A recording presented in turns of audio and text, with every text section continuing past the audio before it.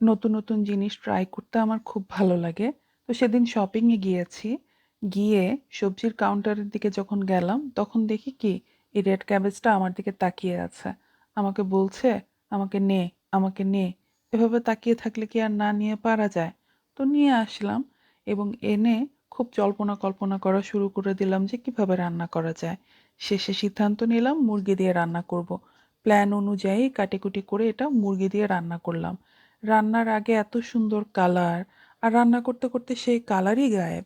আর খাওয়ার সময় তো আরো অবস্থা খারাপ। এটা মজে কালারটা কুচকুচে কালো হয়ে গেছে। তখন এই তরকারি তো আর কেউ খেতে চায় না। তারপর এটা ঠাঁই হলো ফ্রিজে। ২-৩ দিন ফ্রিজে থাকার পর অবশেষে বুদ্ধি করে এটা দিয়ে বানিয়ে ফেললাম একটা স্যুপ। এই স্যুপটাও সবাই নাক মুখ কুঁচকে খেলো। তওবা করেছি, জীবনেও আর এই কপি বাসায় আনবো না। টাকাও নষ্ট, পরিশ্রমও নষ্ট, মনটাও খারাপ। কি দরকার?